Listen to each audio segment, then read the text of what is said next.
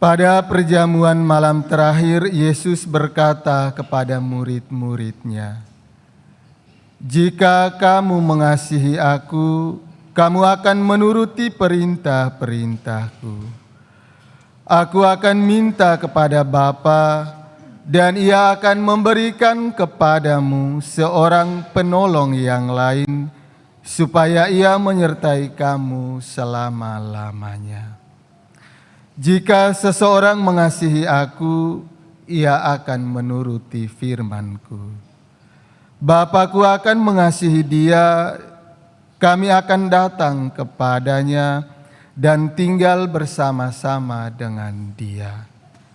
Siapa saja yang tidak mengasihi Aku, ia tidak menuruti firman-Ku, dan firman yang kamu dengar itu bukanlah dari Aku, melainkan dari Bapa yang mengutus Aku. Semuanya itu Aku katakan kepadamu, selagi Aku berada bersama-sama dengan kamu. Tetapi penolong, yaitu Roh Kudus, yang akan diutus oleh Bapa dalam nama-Ku, Dialah yang akan mengajarkan segala sesuatu kepadamu dan akan mengingatkan kamu tentang semua yang telah Aku katakan kepadamu." Demikianlah sabda Tuhan.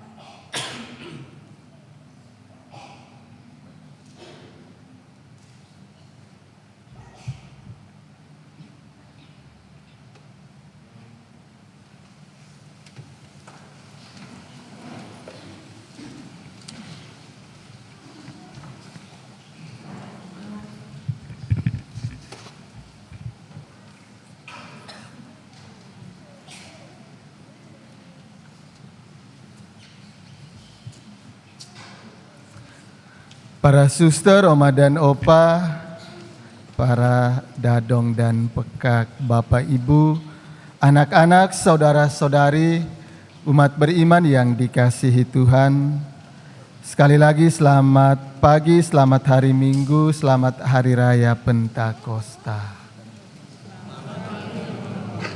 Terlalu panjang ya. Selamat hari Minggu semua. Apa kabar semua? Puji Tuhan, terima kasih banyak. Bapak Ibu sudah nonton YouTube tentang sejarah gereja Babakan belum? Yang bagian sini sudah sempat nonton belum? Bagian sini sudah nonton belum? Ada yang sudah, ada yang belum. Ya.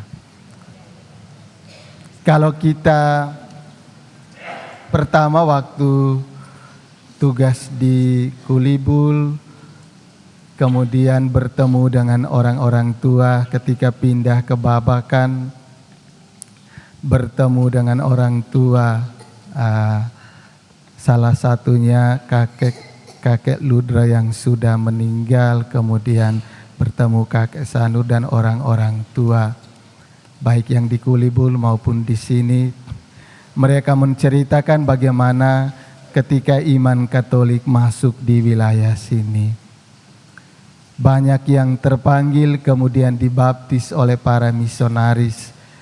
Kemudian dalam perjalanan waktu, ketika mereka mengalami pengasingan, difitnah, dan lain sebagainya, mengalami tantangan yang luar biasa, ada yang bertahan imannya sehingga gereja Katolik Babakan berkembang sampai dengan saat ini. Tetapi ada yang tidak tahan, kemudian kembali ke asalnya.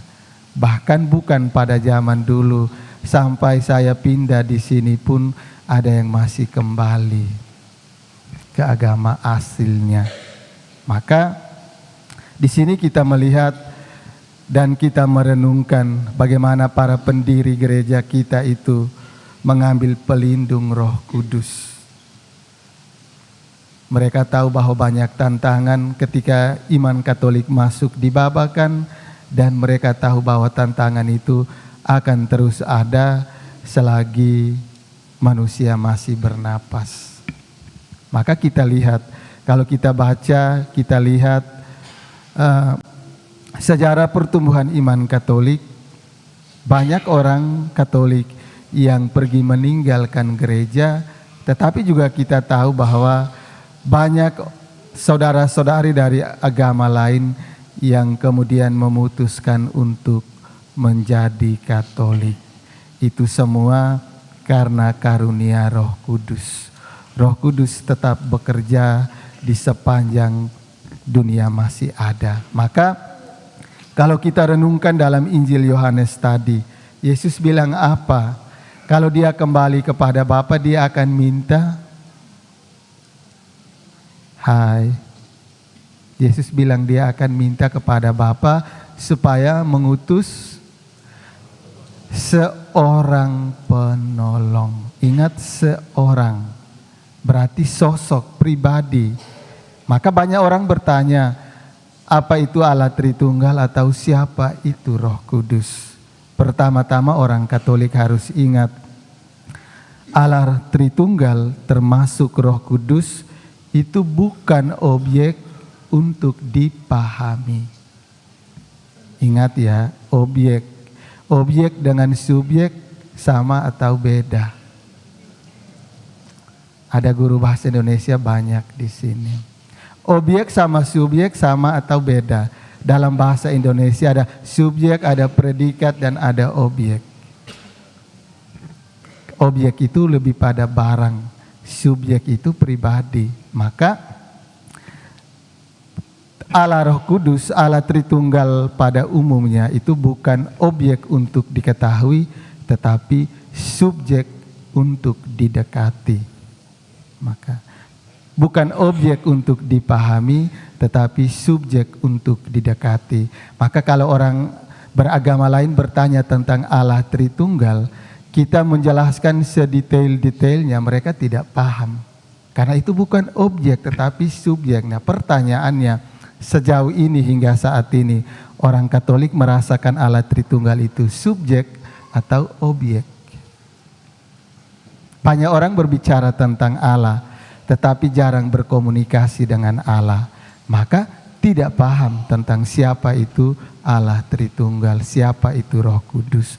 Yesus bilang dia akan minta kepada Bapa supaya dia mengutus seorang penolong yang lain.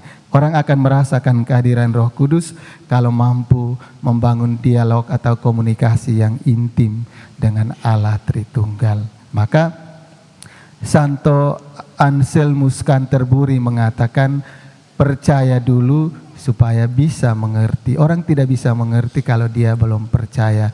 Maka tidak perlu kalau orang agama lain bertanya tentang Allah Tritunggal, tidak perlu diberikan penjelasan sedetail-detailnya. Yang penting pertama-tama kita harus mengalami, merasakan kehadiran Allah Tritunggal. Itu poin terpentingnya. Maka untuk merasakan kehadiran Allah Tritunggal, ada gereja, ada adorasi, ada Gua Maria. Sejauh ini sarana-sarana itu sudah dimanfaatkan atau hanya pajangan? Banyak umat babakan belum pernah masuk ruang adorasinya. Sementara umat lain dari paroki lain, bahkan dari pulau lain, mereka pingin lihat. Tetapi umatnya menjadi asing di tanah kelahirannya sendiri. Setelah itu mereka pergi siara, posting di Plaga di mana-mana, tetapi mereka lupa jalan ke rumahnya sendiri. Ya, benar atau tidak? Kalau benar bertobatlah, kalau salah mohon dimaafkan. Mari kita berjuang, semoga di sepanjang hari hidup kita, kita berjuang untuk mendekati Allah Tritunggal, merasakan kehadiran penolong Tritunggal, dan dengan demikian kita akan semakin dewasa dalam iman, harapan, dan cinta. Semoga.